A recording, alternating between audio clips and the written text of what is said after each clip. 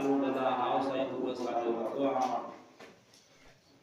समूरन रूहन गॾिजी करे जवाब ॾिनो वाकई तू असांजो परवरदिगार आहीं। वो रब तव्हां असांखे हुकुम करणु फरमाए थो त बंदगी मुंहिंजी कयो। जेको मालिक हूंदो आहे उन जा हक़ हूंदा आहिनि त रब साईं तव्हां असांजो ख़ालिक मालिक आहे जंहिं रब साईं पंहिंजी कुदरत सां इन आसमान ज़मीन खे ऐं आसमान मां पाणी नाज़िल करे इन ज़मीन मां मेवात पैदा करणु फरमायई असांजे लाइ। अल्लाह तबारक व तआला पंहिंजो हक़ फरमाए थो त मोहम्मद जे छातीअ मां निकितो रहम में जमो थियो पाणीअ मां रत जो दिग थियो रत जे दिग मां गोश्त जो लथड़ो थियो गोश्त में हॾा पैदा थिया ये जिस्म पूरो ठही अमड़ जे पेट में तैयार थियो। वो मलाइक अल्लाह पाक खां इजाज़त वठंदो आहे त रब साईं हिन जिस्म खे पैदा करणो आहे रूह विझणो आहे या न दुनिया में मोकिलणो आहे या न। अल्लाह पाक जे तरफ़ खां मलाइक खे हुकुम थींदो आहे त हिन में रूह विझो। रूह जो ताल्लुक अमड़ जे पेट में थींदो आहे अमड़ खे ख़बर पवंदी आहे त हाणे मुंहिंजे पेट में ॿार चुरे थो। अल्लाह तबारक व तआला तव्हां असांजे लाइ अमड़नि जे रहमन में दुन खां खुराक जो बंदोबस्त करणु फरमायो। जॾहिं अमड़ जी मुद्दत पूरी थिए थी अमल वारी अल्लाह तबारक व तआला कुरान पाक में वो भी अजीब तरीके सां नमूनो बयान करणु फरमायो। फरमाए क़ुतिलल इंसान मा अकफरह मिन अय्यि शैइन ख़लक़हु मिन नुतफ़तिन ख़लक़हु फ़क़द्दरह। मार पे इंसान खे कीअं वो नाशाकिर बणिजे थो अल्लाह पाक जे नेमतुनि जो नाशाकिर बणिजे थो अल्लाह जी बंदगी नथो करे जो असां हुनखे हिकिड़े नुतफ़े मां पैदा कयोसीं उनखे अंदाज़े सां पेटनि में रहायोसीं रहमन में रहायोसीं सुम्म सबील यस्सरहु उन जे लाइ निकिरण जो रस्तो आसान कयोसीं सुम्म अमातहु फ़अक़बरह पोइ जेका उनखे ज़िंदगी मिली मरण खां बाद में असां उन जे लाइ क़बर बि रखीसीं। ॿिया जेके हैवानात आहिनि मरी वञनि था उहे इन्ही ज़मीन ते पिया आहिनि पर इंसान ज़ात जे लाइ अल्लाह तबारक व तआला इज़त भरियो मामिलो करणु फरमायो जो जॾहिं इहो वफ़ात करे वञे हिनखे गुस्ल ॾियो कफ़न ॾियो अतर हणो हिन जी निमाज़ पढ़ो ज़मीन खे खोटरे करे सुठे नमूने सां हिन जी क़बर ठाहियो ओलह ॾे मुंहुं कयो। इन कंहिं बि हैवान जी साह वारी शइ जी इज़त न आहे जेतिरी अल्लाह तबारक व तआला इंसान ज़ात जी इज़त रखणु फरमायो। तव्हां असांजे जिस्म में जेके अल्लाह तबारक व तआला उज़वा रखणु फरमाया अखियूं कन नक हथ पेर इहे बि अल्लाह पाक जी अणकुट नेमतूं आहिनि जो इन जी तव्हां असां पूरी ज़िंदगी क़ीमत जमा कयूं करे नथा सघूं।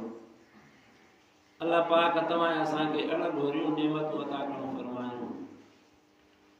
अखि जो पाणी आहे सुकी वञे थो ऑपरेशनियूं थियनि थियूं किन जूं अखियूं पीजी वञनि थियूं। फलासिफ़ हिकिड़े चयो आयत खे पढ़ी करे कुल अराइतुम इन अस्बह माउकुम गौरन फमन यातीकुम बिमाइन मईन। अल्लाह तो फरमाए जेकॾहिं तव्हांजो पाणी बंदि कयां त केरु आहे जेको तव्हांखे पाणी ॾे। उन ग़लति ज़हन रखण वारे चयो त आसमान खां पाणी बंदि थी वियो त असां ज़मीन में बोर हणी करे पाणी कढंदासीं। अल्लाह पाक बेपरवाह बादशाह आहे। अल्लाह तबारक व तआला उन जे अखि जो पाणी सुकाइण फरमायो। अखि उन जी बीहजी वई पाणी ख़तमु थी वियो डॉक्टरनि चयो त हीअ अखि तुंहिंजी ख़तमु थी वई जो हिन मां पाणी मोती वग़ैरह सभु खपी वियो आहे। पोइ हुनखे आयत पढ़ाई ॿुधाई वई पाण अफ़सोस करणु लॻो त मां हिन आयत जे मथां एतराज़ कयो। अल्लाह फरमाए तो जेकर पानी तव्हांजो बंदि थिए त केरु आहे जेको तव्हांखे पाणी ॾिए। मां चयो त ज़मीन में बोर हणी करे जबलनि मां बि पाणी कढियो वञे थो त असां इहो ई आलात इस्तेमालु करे पाणी कढंदासीं। हाणे हुनखे चयो वियो त अखि जो तुंहिंजो पाणी ख़तमु थी वियो, हाणे हिन अखि जो पाणी काॾे आणींदो। अल्लाह यतीना व रब्बुल आलमीन। अल्लाह आहे जेको पालींदड़ आहे जहान में, उहो ई असांखे हर शइ ॾियण वारो आहे। तंहिंजे करे हुकुम आहे जॾहिं सूरत तबारक लज़ी सिर्फ़ पढ़ो उन खां बाद में इहे अल्फाज़ पढ़ो अल्लाह यतीना व रब्बुल आलमीन। अल्लाह ॾींदो असांखे जेको पालींदड़ आहे जहान में। हिकिड़ी नेमत आहे अखि जी, इन मां पाणी सुकी थो वञे त इंसान जी अखि ज़ाया थी वञे थी। त जिस्म जे पूरे जे अंदरि पाणी आहे, निमक आहे, रत आहे। अल्लाह पाक हर शइ जी पंहिंजी ख़ुसूसियत रखणु फरमाई आहे जेका वजूद जे अंदरि कमु ॾिए थी। अल्लाह तबारक व तआला अॻिते फरमाए फलियंज़ुरिल इंसानु इला तआमिही अन्ना सबबनल माअ सबा थुम्मा शक़क़नल अर्ज़ शक़्क़ा वअंबतना फ़ीहा हब्बन वइनबन वक़द्बा वज़ैतूनन वनख़लन वहदाइक़ ग़ुल्बा वफ़ाकिहतन वहब्बा मताअन लकुम वलिअनआमिकुम। जेके तव्हां असां ज़मीन मां फ़ाइदो वठूं था अल्लाह जे हुकुम सां, कणिक, जूअर, सारियूं, अंब, खजूं, मेवा, अल्लाह तो फरमाए समूरे इन शयुनि ते नज़र कयो त इहे तव्हांजे लाइ कंहिं पैदा करणु फरमायूं। इन खजनि मां कीअं चपड़ियूं निकिरनि थियूं, उन्हनि मां कीअं गोशा थियनि था, खसियूं थियनि थियूं, अंबनि मां कीअं अंब निकिरनि था।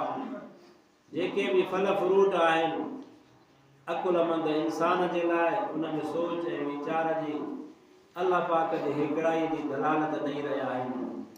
अल्लाह पाक समूरनि शयुनि खे क़ुर पाक जे अंदरि ज़िक्र करे फरमाए थो त इहे समूरियूं शयूं मां तव्हांजे लाइ ऐं तव्हांजे जानवरनि जे लाइ पैदा करणु फरमायो। तव्हांखे जेको मां पैदा कयो वमा ख़लक़तुल जिन्न वल इंस इल्ला लियअबुदून, न पैदा कयो मां जिन इंसान खे मगर पंहिंजे इबादत जे लाइ, पंहिंजे मारिफत जे लाइ।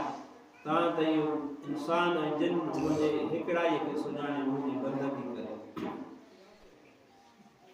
रसूलुल्लाह सल्लल्लाहु अलैहि वसल्लम फरमायो बुनियल इस्लाम अला खम्स, इस्लाम जो बुनियाद 5 शयुनि ते आहे। पहिरीं आहे शहादत, अशहदु अल्ला इलाहा इल्लल्लाह व अशहदु अन्न मुहम्मदन अब्दुहु व रसूलुहु। मां शाहिदी दुनिया त अल्लाह खां सवाइ कोई बि बंदगी जे लाइक़ न आहे ऐं मां शाहिदी दुनिया त मुहम्मद अल्लाह जो वानो ऐं रसूल आहे।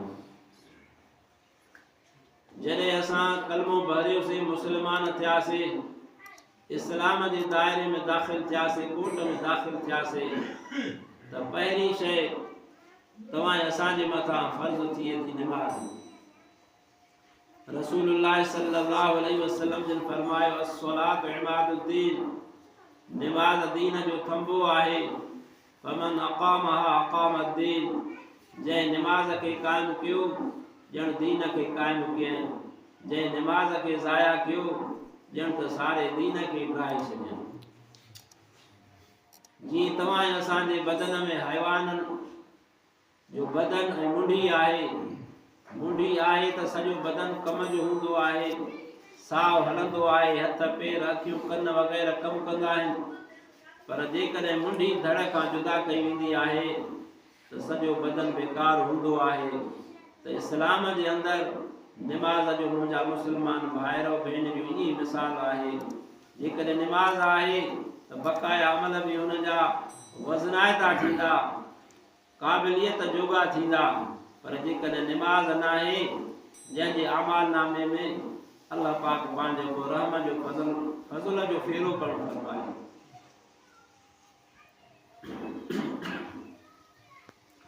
रसूलुल्लाह सल्लल्लाहु अलैहि वसल्लम फरमायो अस्सलातु मिअराजुल मोमिनीन, निमाज़ मोमिन जे लाइ मिअराज आहे। रसूलुल्लाह सल्लल्लाहु अलैहि वसल्लम खे अल्लाह तबारक व तआला पंहिंजो क़ुर्ब हासिल कराइण फरमायो, मिअराज नसीब करणु फरमायो। ज़मीनन का आसमानन का बैतुल मामूर का अर्श मुअल्ला ते घुराई अल्लाह पाक पांजो कुर्ब हासिल करण फरमायो। रसूलुल्लाह सल्लल्लाहु अलैहि वसल्लम बारगाह इलाही में टे तोहफा पेश करण फरमाया। दोस्त दोस्त वटि वेंदो आहे, कान का शइ अहिड़ी सूखड़ी खणी वेंदो आहे जेका उन वटि न हुजे। अल्लाह तबारक व तआला जा खजाना समूरा भरपूर आहिनि। वइंदहु मफातिहुल गैब, गैब जूं कुंजूं भी उन्हीं वटि आहिनि। वलिल्लाहि खज़ाइनुस समावाति वल अर्ज़, जेके भी खजाना आहिनि आसमान ज़मीन जा उहे अल्लाह वटि आहिनि, अल्लाह जे लाइ आहिनि, जंहिंखे रब साईं अता करणु फरमाए। रसूलुल्लाह सल्लल्लाहु अलैहि वसल्लम जन अहिड़ा हदिया पेश कया जेके बारगाह इलाही उन्हनि खां पाक आहे। अत्तहियातु लिल्लाहि वस्सलावातु वत्तय्यिबात, रसूलुल्लाह सल्लल्लाहु अलैहि वसल्लम बारगाह इलाही में अर्ज़ कयो, ए अल्लाह, मुंहिंजी कौली इबादतूं, माली इबादतूं, फ़ेली इबादतूं सभु तुंहिंजे लाइ आहिनि, अल्लाह जे लाइ आहिनि। इबादत में निवड़त आहे, आजिज़ी आहे। इंसान जी उमेद हूंदी आहे त मां जेको ही ख़ैर ख़ैरात कयां थो, निवड़त कयां थो, कुर्बानी कयां थो, त अल्लाह पाक मुंहिंजे हिन कुर्बानीअ खे, इबादत खे, मुंहिंजे हिन फ़ेल खे जेको मां ज़बान सां चई रहियो आहियां क़बूल करणु फरमाए था त मुंहिंजे लाइ आख़िरत में आसानी थी पवे। अल्लाह पाक जूं इहे सभु ॾिनल नेमतूं आहिनि।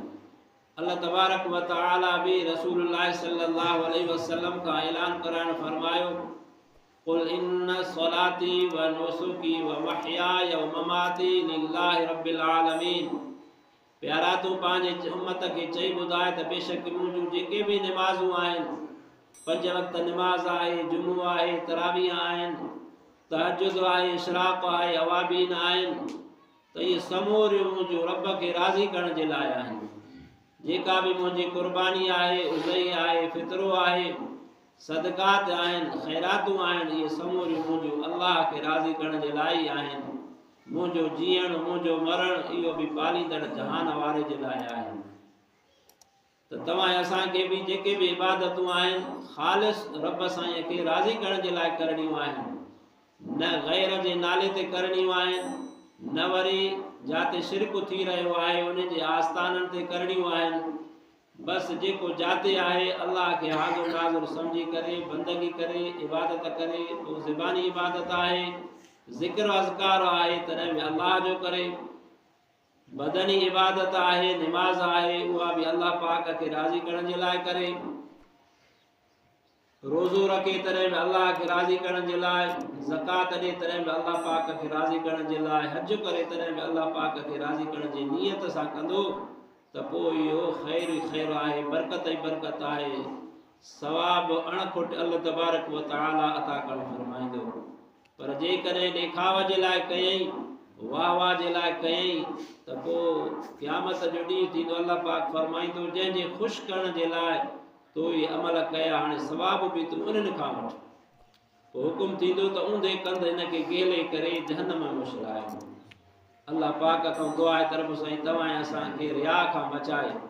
शैतान मथां हथ घुमाए करे इंसान जे दिल में ख्वाहिश पैदा कंदो आहे त माण्हू तुंहिंजी तारीफ़ कंदा, तंहिंजे करे हीअ अमल तूं ठाहे ठाहे कर। पोइ जॾहिं उहो इंसान तारीफ़ ॿुधंदो आहे, ख़ुशि थींदो आहे।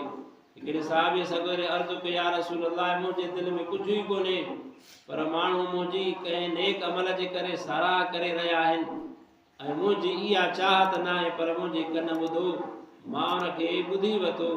रसूलुल्लाह सल्लल्लाहु अलैहि वसल्लम फरमाया, जेकॾहिं तुंहिंजे दिलि में इहा शइ न आहे, पोइ साराह कई वञे थी, इहो तुंहिंजे लाइ डबल अजर आहे। माण्हू जेको कंहिंजी नेकी बयानु कंदो उनजे अमाल नामे में लिखिबी सवाब उनखे हासिल थींदो।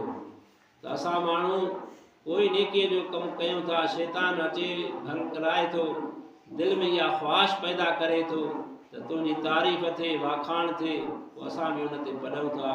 तंहिंजे करे अल्लाह तबारक व तआला खां दुआ आहे त रब साईं रिया खां बचाए, शिरक खां बचाए, कुफरी कमनि खां बचाए। त निमाज़ इस्लाम में अहम रुकन आहे। नमाज जो पुछाणो वधीक आहे। जंहिंजे आमाल नामे में नमाज घणी निकिती अल्लाह तबारक व तआला उन सां आसानी जो मामलो करणु फरमाईंदो।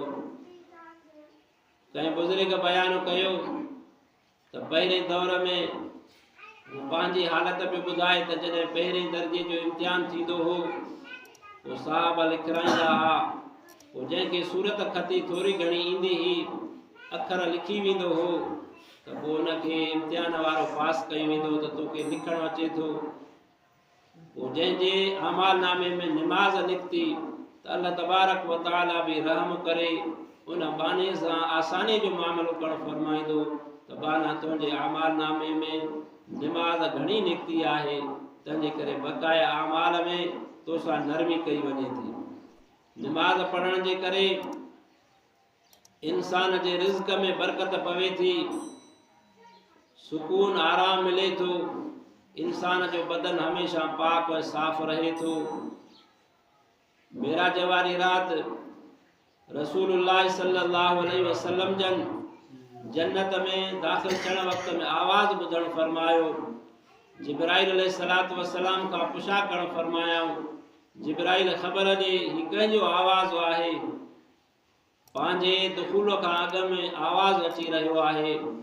हज़रत जिब्राइल अलैहिस्सलातु वस्सलाम अर्ज़ कयो, या रसूल अल्लाह, अव्हांजो ग़ुलाम बिलाल मके पाक में घुमी रहियो आहे, उन जो आवाज़ अल्लाह तबारक व तआला तव्हांखे जन्नत में ॿुधाए रहियो आहे।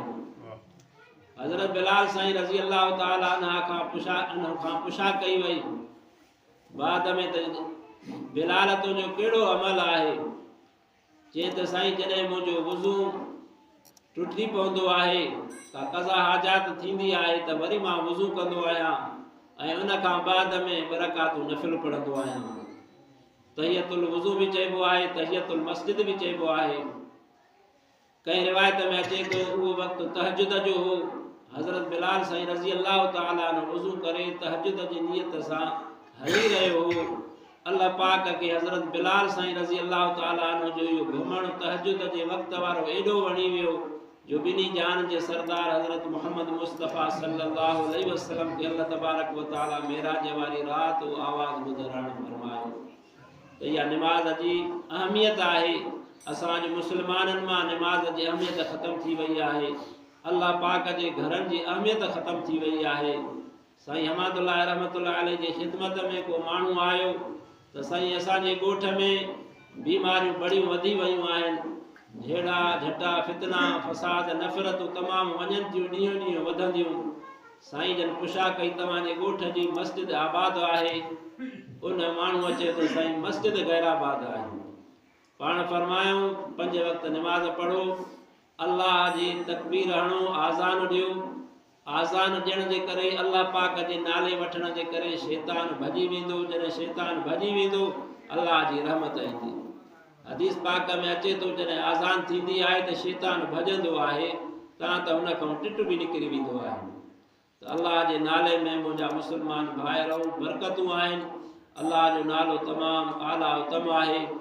असां उथंदे वेहंदे घुमंदे फिरंदे अल्लाह पाक जो नालो उचारियूं।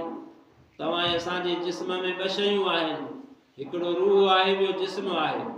रूह जे लाइ खुराक, रूह आयो भी मथां आहे, उनजी खुराक भी अल्लाह तबारक व तआला मथां नाज़िल करणु फरमाई आहे।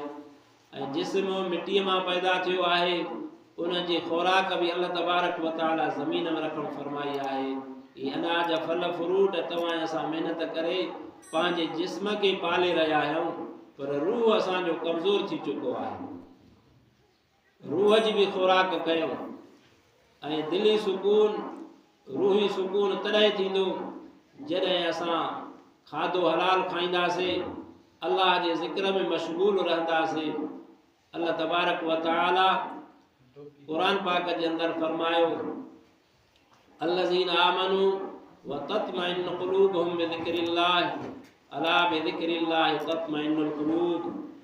मोमिननि जे दिलनि खे इत्मीनान ऐं सुकून जेको थींदो उहो अल्लाह जे ज़िक्र सां थींदो। ख़बरदार, दिलनि जो सुकून अल्लाह जे यादगीरे में आहे। तंहिंजे करे अल्लाह जो ज़िक्र करणु तमामु अहम आला आहे।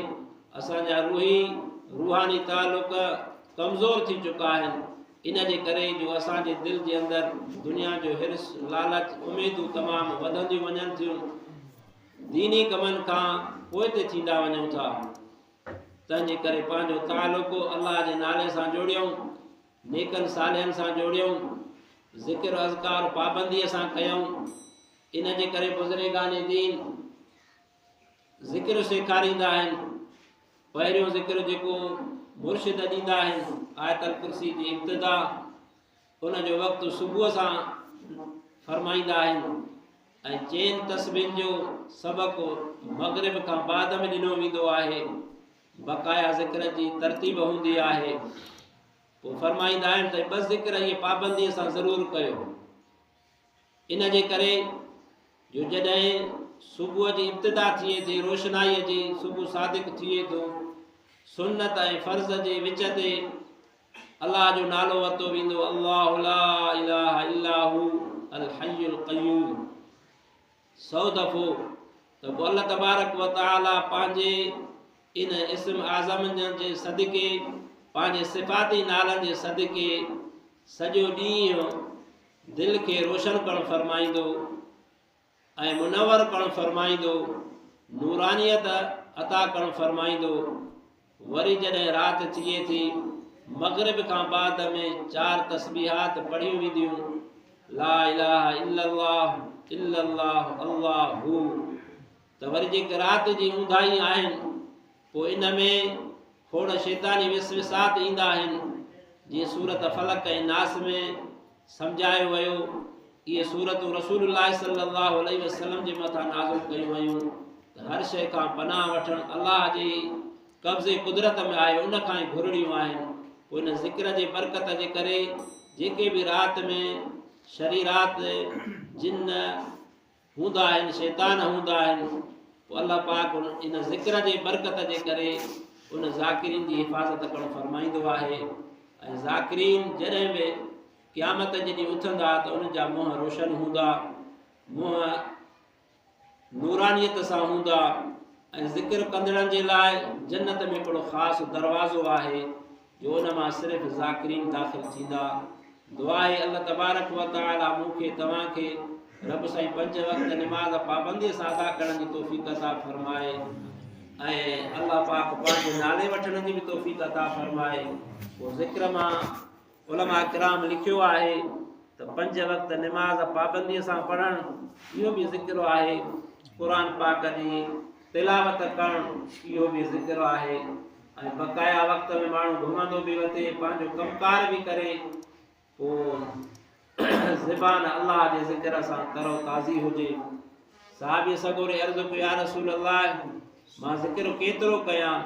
रसूलुल्लाह सल्लल्लाहु अलैहि वसल्लम फरमायो त हमेशह तुंहिंजी ज़बान अल्लाह पाक जे नाले वठण सां, ज़िक्र सां आली रहे। एतिरो ज़िक्र करे जो माण्हू तोखे मजनून ऐं चरियो चवणु लॻनि। ॿिए कम जे लाइ एतिरो ताक़ीद कोन करणु फरमायूं, छो त अल्लाह पाक जो नालो वठणु आसान आहे। ॿियो कमु माण्हू कंदे करे, हथ सां करे, पेरनि सां पंधु कंदो, पर ज़बान सां अल्लाह जो नालो हुजे।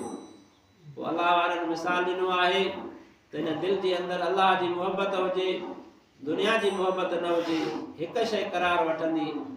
ॿेड़ीअ जो मिसाल ॾिनो वियो, जे ॿेड़ी पाणीअ में हलंदी आहे ऐं उन में पाणी थोरो घणो हूंदो आहे, पर जेकॾहिं पाणी ज़्यादा थी वेंदो त पोइ इहा ॿेड़ी ॿुॾी पवंदी आहे, सुवार बि ॿुॾी वेंदा। त अहिड़े नमूने सां हिन ॿेड़ीअ खे पाणीअ में बि हलाइणो आहे, पार बि करिणो आहे।